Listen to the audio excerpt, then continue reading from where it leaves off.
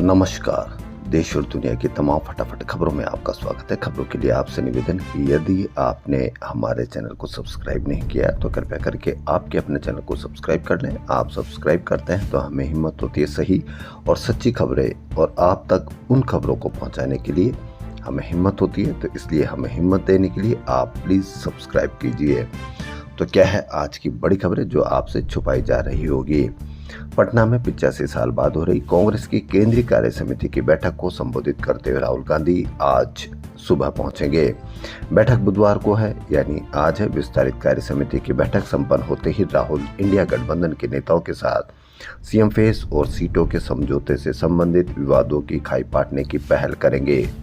बैठक के बाद राहुल गांधी और तेजस्वी यादव संयुक्त संवाददाता सम्मेलन को भी संबोधित कर सकते हैं। पटना में कांग्रेस की केंद्रीय कार्य समिति की बैठक आजादी से पहले 1912, 1922 और 1940 में पटना में हो चुकी है। कांग्रेस की कार्य समिति की बैठक में हिस्सा लेने के लिए राष्ट्रीय अध्यक्ष मल्लिकार्जुन खड़गे मंगलवार की शाम पटना पहुंचे। प्रदेश कांग्रेस अध्यक्ष राजेश राम और प्रदेश प्रभारी कृष्णा अल्लावरू समेत प्रदेश कांग्रेस के वरिष्ठ नेताओं ने एयरपोर्ट पर खड़गे का स्वागत किया। कांग्रेस नेता राहुल गांधी, सोनिया गांधी और प्रियंका गांधी आज सुबह पटना पहुंचेंगे। विस्तारित केंद्रीय कार्य समिति की बैठक में सभी सांसदों समेत पार्टी के 225 वरिष्ठ नेता हिस्सा लेंगे। कांग्रेस इस बैठक को शक्ति प्रदर्शन बनाने की कोशिश कर रही है। पार्टी इंडिया गठबंधन के घटक दलों को ये संदेश देना चाहती है कि कांग्रेस की राष्ट्रीय राजनीति में दमखम कायम है। यह बैठक सदाकत आश्रम में है, जो एक आजादी की लड़ाई में प्रमुख हिस्सा रही थी। कांग्रेस कथित वोट चोरी के खिलाफ आंदोलन को आजादी की दूसरी लड़ाई बताने की कोशिश करेगी। चुनाव में इसे भुनाने की तैयारी में है। संयुक्त राष्ट्र महासभा के 80वें सत्र में अमेरिकी राष्ट्रपति डोनाल्ड ट्रंप का भाषण एक बार फिर विवादों में रहा। उन्होंने यूक्रेन युद्ध पर दुनिया को कटघरे में खड़ा किया। भारत, चीन और यूरोप को खुलकर ललकारा कि वह रूस से तेल खरीदकर युद्ध को चला रहे हैं, लेकिन पुतिन पर टिप्पणी और रूस पर कार्रवाई से बचते रहे। ट्रंप ने यूरोप को चेतावनी दी कि यदि रूसी तेल और गैस की खरीद बंद नहीं हुई तो कड़े टैरिफ और प्रतिबंध लगाए जाएंगे। ट्रंप ने यूरोप की प्रवासन नीतियों पर भी हमला बोला और कहा कि खुली सीमाएं और शरणार्थी संकट यूरोप की स्थिरता को निगल रहा है। उन्होंने कहा कि अमेरिका के पास दुनिया की सबसे मजबूत अर्थव्यवस्थाएं, सीमाएं, सैन्य शक्ति और मित्रताएं हैं। एक बार फिर ट्रंप ने दावा किया है कि उन्होंने 7 अंतहीन युद्धों को खत्म किया, जिनमें भारत, पाकिस्तान और इजराइल, ईरान के 12 दिन के युद्ध भी शामिल थे। उन्होंने संयुक्त राष्ट्र की कार्यक्षमता पर सवाल उठाते हुए कहा कि यह सिर्फ सख्त शब्दों वाले पत्र लिखता है। यानी आज फिर भारत पाकिस्तान युद्ध के बारे में ट्रंप ने कहा, लेकिन कहीं पर भी मीडिया पर इसकी कोई चर्चा नहीं है।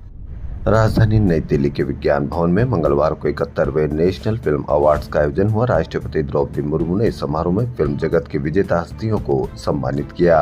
यह आयोजन भारतीय सिनेमा की बेहतरीन फिल्मों, कलाकारों और तकनीकी टीमों को सम्मान देने के लिए हर साल किया जाता है।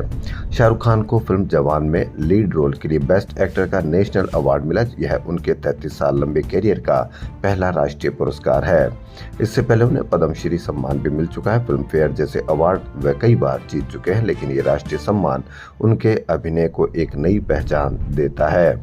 भारतीय सिनेमा में अहम योगदान के लिए सुपरस्टार मोहनलाल को दादा साहेब फाल्के अवार्ड से सम्मानित किया गया।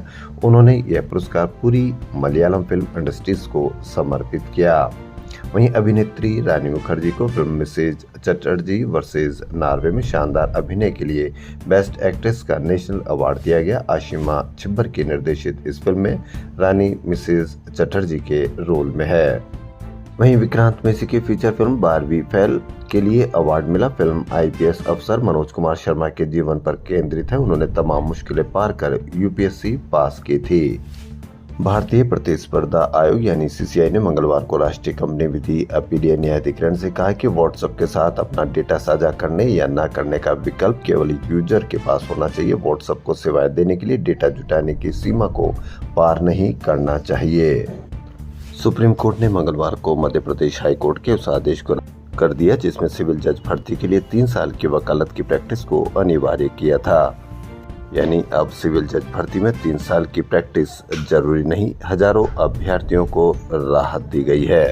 एक समय हुआ करता था जब डॉलर के मुकाबले रुपया कमजोर होता था तो बड़ी खबर होती थी, नेताओं में चर्चा होती थी, मीडिया पर इसकी चर्चा होती थी और कितना नुकसान हो रहा है इसकी भी चर्चा होती थी। लेकिन 88.73 के रिकॉर्ड निचले स्तर पर बंद हुआ रुपया तो मीडिया पर आपको इसके फायदे बताए जा रहे हैं। या तो पहले झूठ बोला जा रहा था या अब झूठ बोला जा रहा है, कुछ तो जरूर गड़बड़ है। H1B वीजा फीस में भारी बढ़ोतरी के बाद डॉलर के मुकाबले में भारतीय रुपया 45 पैसे कमजोर होकर 88.73 के रिकॉर्ड निचले स्तर पर बंद हुआ। यह 88.41 पर खुला और एक समय 88.82 के रिकॉर्ड निचले स्तर पर पहुंच गया था। इसलिए आपको समझ में ही नहीं आएगा कि रुपया और कमजोर होता है तो आपको फायदा होता है या नहीं। यानी मीडिया ने आपको इतना कंट्रोल कर लिया है कि वो 62 रुपए पर आपको बताएगा कि आपका रुपया कमजोर हुआ तो आपको कितना नुकसान हुआ। वही मीडिया आपको बताएगा कि 88 रुपए के ऊपर पार जाने पर भी आपको कितना फायदा हुआ। यानी अब आपके सोचने समझने की शक्ति पूरी मीडिया ने अपने कंट्रोल में ले ली है। देश और दुनिया की तमाम फटाफट खबरों में फिलहाल इतना ही। यदि आपको खबरें पसंद आ रही तो आपके अपने चैनल को सब्सक्राइब करना ना भूलें। धन्यवाद।